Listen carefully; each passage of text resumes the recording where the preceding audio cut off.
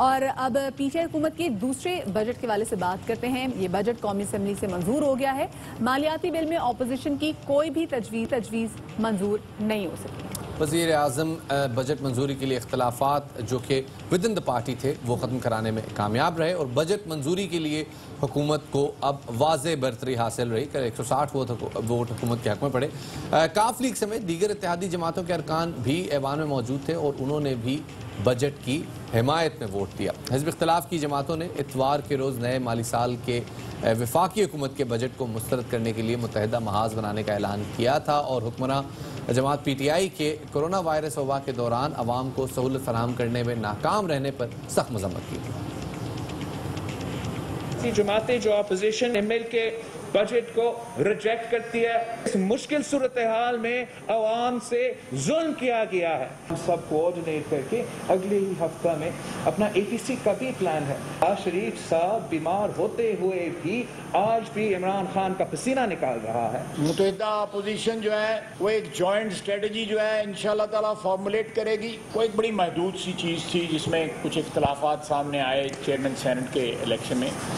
ये तो एक कौमी मसला है, ये तो कौम की बका का और कौम की ज़िंदगी का मसला है जिसके लिए हम में इत्तेहाद हुआ है या हम मुत्तहिद हुए हैं। तो मेरा ख्याल है कि ये दो चीज़ें जो है कंपेरेबल नहीं हैं। वो तो एक छोटी सी बात थी, उसमें थोड़ी बहुत आगे पीछे हो गया। दूसरी जानिब वज़ीर आज़म इमरान खान ने अपनी हिमायत में इजाफे की गर्ज से इतवार की शाम एक इशारे का एहतमाम किया था।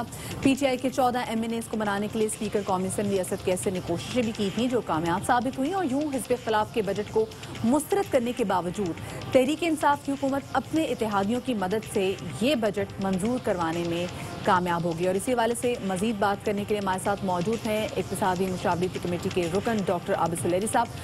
सर साहब बहुत शुक्रिया, आपने बाखबर सवेरा में वक्त दिया। ये बताइएगा कि बजट तो मंजूर हो गया है, हुकूमत कोरोना की मईशत पर असरात किस तरह से अब ये बर्दाश्त करेगी कि जो कोरोना की वजह से जो हमारी इकॉनमी को जो डेंट पड़ चुका है उसको किस तरीके से कॉम्पनसेट करेगी? देखिए, ये वाला जो माली साल है मेरा ख्याल है ये इसको हुकूमत के लिए खर्च करना है। हर सूरत में इसको रिलीफ का साल हमें समझना पड़ेगा। कोरोना है और उसके साथ लोकस्ट भी है। और कोरोना की अगर आप मालियाती या इक्तिसादी उसकी इम्पैक्ट देखें तो ये एक ऐसी डिजीज़ है कि अगर आप कारोबार खुलवाना चाहते हैं तो तब भी पैसे देना होंगे बिजनेस स्टिमुलस के लिए। अगर कारोबार बंद करवाना चाहते हैं कहीं पे स्मार्ट लॉकडाउन की वजह से तो तब भी पैसे देना होंगे सोशल प्रोटेक्शन के लिए। इसी तरह से लोकस की जो वबा जिसका कि पाकिस्तान को सामना है और अभी जो गर्मियों में जुलाई में मुतवक्को है कि दोबारा से जो ईस्ट अफ्रीका से लोकस के स्वाम्स हैं वो पाकिस्तान में एंटर हो रहे होंगे, ईरान से भी एंटर हो रहे होंगे, वो अमान से भी एंटर हो रहे होंगे। तो ये इस वक्त ऐसा साल नहीं है जिसमें कि खर्च किया जाए, वो आवाम पे बहुत ज़्यादा टैक्सेस जो है वो लादे जा सके। IMF के साथ जो मामला चल रहे हैं तो वहाँ पे भी सितंबर तक जो रिव्यू था, सेकंड और थर्ड रिव्यू, वो डेफर हो गया क्योंकि IMF को भी इस चीज़ का एहसास है कि सितंबर में देखना पड़ेगा कि पाकिस्तान में कोरोना केसेस जो हैं वो किस तरीके से अनफोल्ड हो रहे हैं, पाकिस्तान में लोकस जो है वो किस तरीके से अनफोल्ड हो रहा है और अकॉर्डिंगली जो सारे टारगेट्स हैं जिस पे कि इस वक्त तनकीद की जा रही है वो सारे टारगेट्स जो हैं वो रिवाइज हो रहे होंगे। और मेरा ख्याल है कि ये काफ़ी हद तक डाउनवर्ड इनमें डॉक्टर साहब ये सारे मामलात वाकई आपने जो जिनकी निशानदेही की कि डेफिनेटली ये आमदन का बजट नहीं है, ये अखराजात का बजट है। लेकिन आमदन बहरहाल टारगेट रखा गया है। आपको क्या लगता है कि जो आमदन के इस बार जो टारगेट्स रखे गए हैं क्या वो अचीव हो पाएंगे जैसे पिछले साल टारगेट्स अचीव नहीं हो पाए? देखिए, इसमें आप लोगों के नॉलेज में होगा कि हुकूमत पाकिस्तान उस वक्त IMF के साथ नेगोशिएट कर रही थी कि फिस्कल डेफिसिट जो है यानी कि आमदन और अखराजात के दरमियान जो अदम तवाज़न है वो तकरीबन 9% तक करने की इजाज़त दी जाए और इसके साथ साथ रेवेन्यू टारगेट जो है वो भी तकरीबन 4500 अरब रुपए तक के नेगोशिएट करना चाह रही थी। लेकिन चूँकि हम एक्सटेंडेड फंड फैसिलिटी प्रोग्राम में हैं, मेरी इतलात के मुताबिक वो इजाज़त नहीं मिली, लेकिन ये फ्लेक्सिबिलिटी ज़रूर मिल गई कि ये टारगेट जून में ये वाले रखे जाएं जो कि 7% फिस्कल डेफिसिट है और जो रेवेन्यू है 4900 बिलियन के करीब।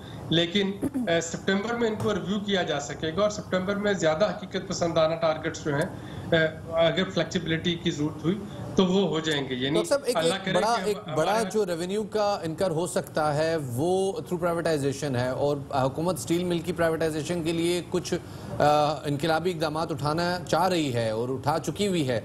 गो के ये मामला अभी आगे कोर्ट में चले गए हैं, लेकिन फिर भी इन मामला को भी देखा जा रहा है। तो आपको लगता है कि इन हालात में हुकूमत प्राइवेटाइजेशन के हवाले से जो इकदाम उठाने जा रही थी, जिससे हुकूमत को बहुत बड़ी आमदनी होनी है, वो इकदाम इस साल में उठा सकेगी? देखिए, प्राइवेटाइजेशन पीटीआई हुकूमत समेत कोई भी हुकूमत उस पर, जो पहली दो थी पीपीपी और पीएमएलएन, कोई भी हुकूमत उस वक्त तक नहीं कर सकेगी जब तक कि वो अपनी अपोजिशन को साथ लेकर नहीं चलेगी इस इशू पे। पहली दो हुकूमतें जो थी, जब उन्होंने प्राइवेटाइज करने की कोशिश की तो उनकी जो रिस्पेक्टेड जो थी अपोजिशन, उन्होंने इस पे इख्तलाफ किया। अब जब पीटीआई हुकूमत करना चाहेगी तो यकीनन इस पे पीपल्स पार्टी और पीएमएलएन जो है वो इख्तलाफ करेंगी, एमक्यूएम भी हो सकता है इख्तलाफ करे। तो इस चीज़ पे, इस वन पॉइंट एजेंडा पे अपोजिशन को साथ लेके चलना पड़ेगा। अगर इस पे अपोजिशन को कंसेंसस डेवलप ना हो सका तो मेरा नहीं ख्याल कि इस साल में प्राइवेटाइजेशन जो है वो पॉसिबल हो सकेगी। गो के इसकी कोशिश जो है वो हुकूमत को जरूर करनी चाहिए, क्योंकि जितनी भी फ्लेक्सिबिलिटी इस वक्त तक मिली है हुकूमत को, या जो भी लोन डेफर हुए हैं, उनकी एक शर्त है, वो शर्त ये है कि आप इन पैसों को कोरोना पे खर्च सकते हैं, आप इन पैसों को समाजी तहफ़्फ़ुज़ के लिए खर्च सकते हैं, बिजनेस स्टिमुलस देने के लिए खर्च सकते हैं, लेकिन ना तो आप इन पैसों को एनर्जी सर्कुलर डेट के खात्मे के लिए खर्च सकते हैं और ना लॉस मेकिंग एंटरप्राइजेस के। बहुत इंपॉर्टेंट पॉइंट है ये सर, बहुत शुक्रिया ये पॉइंट आउट करने के। अगर प्राइवेटाइजेशन से कोई पैसे हासिल होते हैं तो उनको आईपीपीस की खिदमत में पेश नहीं करना, उनको अलल्ले तलल्लों में नहीं उड़ाना, बल्कि वो अवाम की बहबूद के लिए खर्च करने हैं। जब तक इस हवाले से हुकूमत और अपोजिशन एक पेज पे नहीं होंगी, कोई प्राइवेटाइजेशन नहीं होगी। डॉक्टर आबिद सुलैरी बता रहे हैं। इस वक्त जो आवाम की बहबूद है वो यही है कि हम अपने जो हेल्थ सेक्टर पे सबसे ज्यादा काम करें, जिस तरीके से कोरोना ने आके झंझोड़ दिया है।